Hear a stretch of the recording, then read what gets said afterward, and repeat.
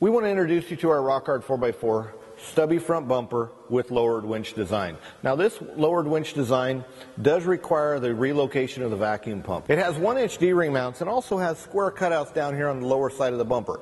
This is for lifting the Jeep with the front of your high lift mount. You put the high lift mount into those holes and you can lift the whole vehicle off it to change that front tire if you're needed. It's made a 1/4 inch, either steel or aluminum, depending on the part number you purchase. It has the tabs on the top for your either a 10-inch light bar or individual lights. Another cool feature on the rock hard 4x4 stubby front bumper is we don't sell you a separate skid plate for our bumper. We have built that into the bumper, and it goes all the way down to protect your sway bar disconnect on the Rubicon models or to protect that lower cross member on all the Jeeps. We're going to remove the plastic panel in between the bumper and the grille and the lower air dam here.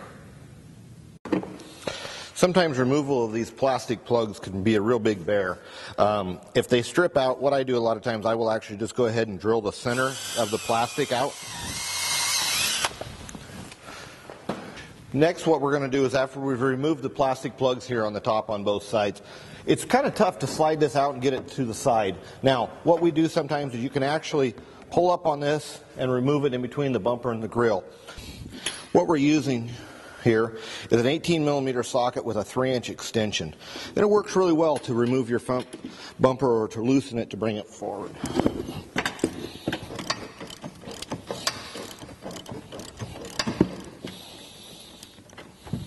Okay, now that we've loosened the right side of the bumper, what we're going to do is just pull forward a little bit on that right side of the bumper and go ahead and slide this plastic panel out. So we're going to go ahead and remove the plastic plug that holds this wire loom into this channel.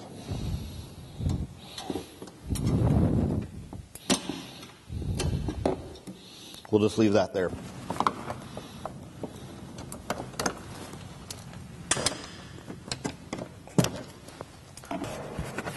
There are 2 additional plugs, one located here and one on this side that hold this air dam in place.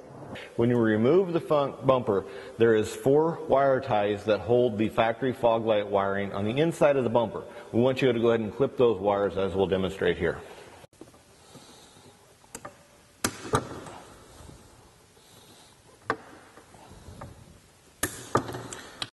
Okay, there's 2 different styles of fog lights, but they remove the same. You're going to push in on these factory clips here and go ahead and pull it out. Once you've removed the wiring, this will allow you to take the bulbs out of the unit. Go ahead and take your factory front bumper and set it to the side. This is a rock hard 4x4 vacuum pump bracket. This vacuum pump works on all the newer 2012 and newer Jeep JKs. And what it does is it simply just relocates this vacuum pump at a 90-degree angle.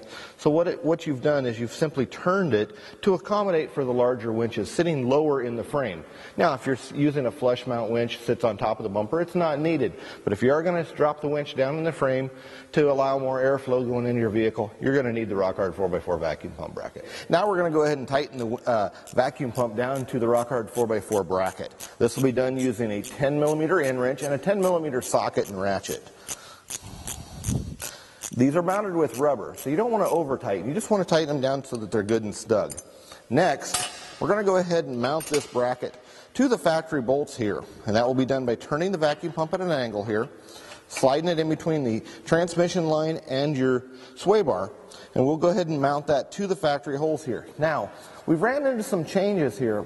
There was normally a stud that sticks up here on the 2012 through 2014s. On the 2015, you're going to go ahead and use one of the factory bolts and one of the rock hard 4x4 bolts that are provided in your hardware kit.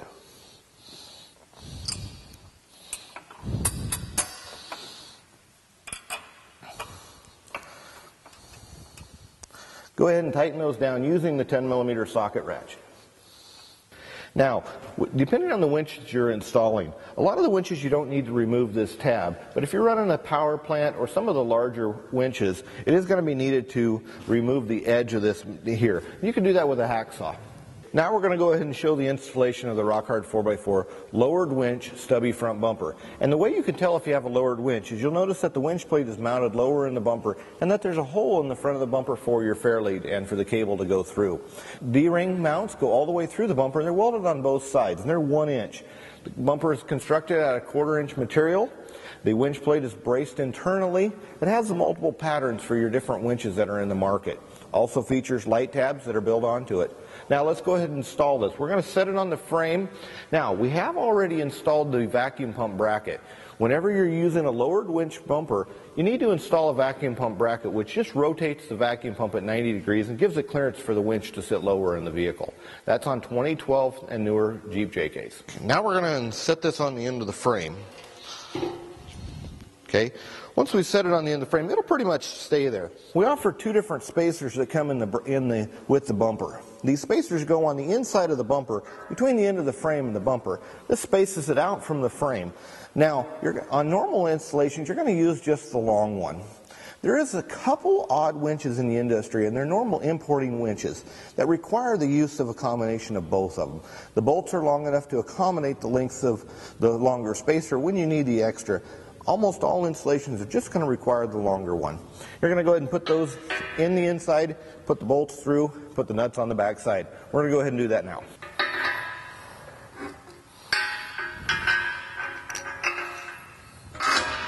You'll notice here we've went ahead and while we relocated the vacuum pump, as you can see how it clears the winch here. Now, if you were to take the vacuum pump and put it on this side of the bracket, it would touch the winch plate. We have customers that do that once in a while. Make sure that you install this on the back side of the bracket. When we build our bumpers at Rock Hard 4x4, we laser cut an opening here. This opening will accommodate the different style of winches that are out there, whether you're using a Haas fair lead or a roller fair lead like this one.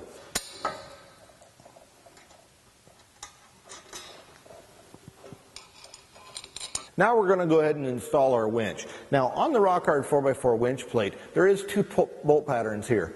You can use either one, whichever works the best for the winch that you're installing. Couple things. When you're installing the winch, some people will try to put the winch on the bumper before they install it.